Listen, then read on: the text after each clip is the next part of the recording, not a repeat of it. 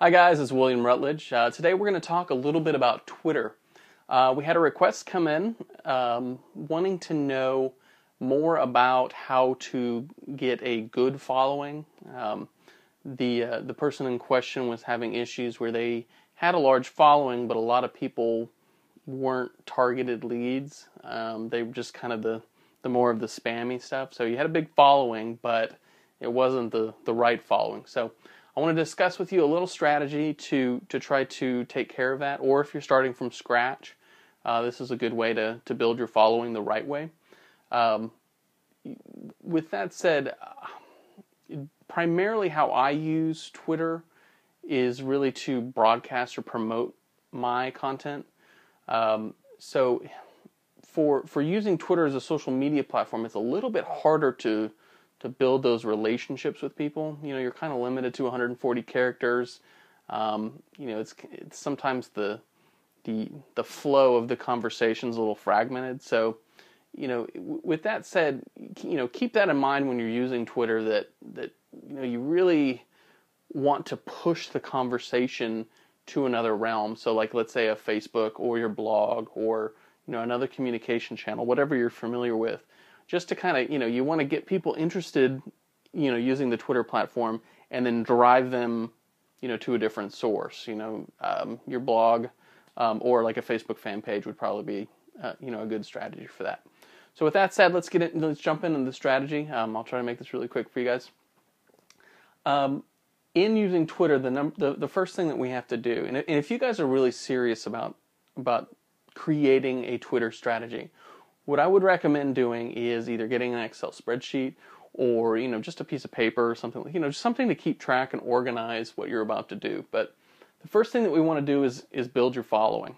So if you're starting out and you have 0 followers, or you're not getting the right amount of the right following, what I recommend doing is going through and identifying your top competition. So, and if we're talking niche, if you're down here on this level, and you've got your super top guys that really, are making a ton of money doing what you're doing, write those people down. Make a list so that you can identify, who's the authority in your little niche. And once you write them down, then you want to go in and see if they're on Twitter. So follow them on Twitter. If you've got that, highlight it in your Excel spreadsheet, write down their link name or whatever. And the first step is to follow those people. Now, you want to hope that either they automatically follow you back, or you need to try to entice them to do that, to develop a relationship. Because the goal here isn't to necessarily be their competition, but to make friends with them, be nice, compliment what they have to offer. Because what you really want are their followers. You want them to identify with you and chat with you. Because really how this game is played is not so much, I'm going to spend all my time tearing you down. Because there's so many of us doing these type of businesses that, whatever you're in, you're going to have a ton of competition. So the better strategy for you, if you want to get a bigger following, is to help each other, move up the ladder. So when I say that, I mean, let's say you follow the top dog, and you go on and you compliment them and start retweeting their information, everything like that. Well, hopefully they're going to reciprocate and do the same thing for you. Once you start building that dialogue and building that relationship with those people, that's how people kind of move up the ladder and become more successful, is that people are helping each other out. Now, you can't do that with everybody, and that's why I'm saying identify the people that could potentially help you. Now, if they're going to be a big jerk about it, X them off the list and move on to the next person. But generally, you're going to find that people want to help people.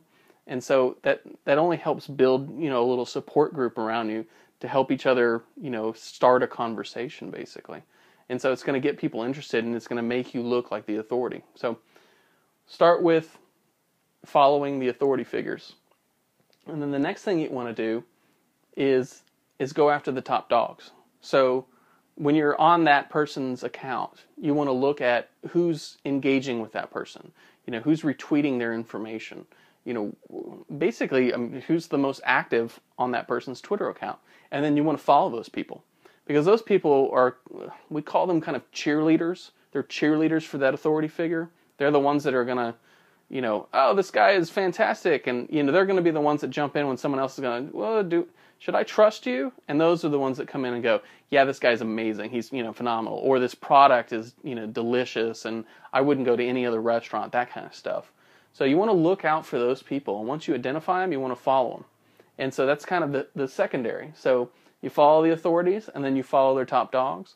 And then, if they have other followers, like what I recommend when you want to identify a good niche market, is you generally want to look for people that have kind of 5,000 followers or less, because that way it's more authentic communication. The ones that have 50 and 60,000 followers, you don't know who those people are, and you can't follow every single one of them, because in most cases that stuff is let's say 60-70% of that's going to be spam. So just be careful on who you follow. You want to put a little bit of effort, just a little bit of effort in the beginning, so that way you're not getting bombarded with all this garbage, and then it just makes your Twitter account pointless. So keep that in mind. Look about 5,000 followers, and that's a good rule for you as well, is that you want to keep your following level, to a minimum. Let's try to get targeted people that want to respond and want to hear what you have to say. Don't be afraid to call people. If you get someone spamming you, and it's like a sex Twitter account, or follow this crappy product or whatever, block them, get rid of them. You don't need that stuff on your feed because it just clutters up what you're trying to do. So there's no point. Just get rid of them. So the next thing that you can do is look through and search for demographics. You can search for keywords. So, let's say you're a real estate agent or a motivational coach. You can search based on those criteria to see, going through and looking at, who's talking about that stuff. There's a discover feature that you can go through, and it'll pull up conversations, and that's where that hashtag comes into play. But search for that and see that generally the people that pop up on those discover sections usually have a lot more clout in the industry than just your random everyday person. So click them, follow them, start to build a relationship with those people, and it'll go a long way into helping you, determine your niche market. You can also do, some searches, local based, zip codes, that kind of stuff. That's not as effective as, looking for keywords, which I generally feel will help you get a better following. So let's say you're, a juice company, you can, just type in, green juice, or the superfood, or whatever the orange juice, whatever it is, and you'll find people that are genuinely excited about talking about orange juice. I don't know that on that particular one. I'm sure there is a ton of people out there talking about orange juice and how much they love it, but maybe I'll look that up later and see what happens. But yeah, once you start to build your following, and with the Excel spreadsheet or your paper, you want to identify the top level, so you get these and then you get the top dogs. The rest of it I wouldn't keep on that spreadsheet, just because, you don't want to put 1,000 people on a spreadsheet. That's going to just be a time killer. But identify your top, 10, 15 people, and make sure that you've got, you keep track, you're organized on this, that you recognize who these people are. Because then when you go into build relationship, which is step 2, you want to make sure that you target these people before you target all the rest of your followers, because they're the ones that are going to help you the most.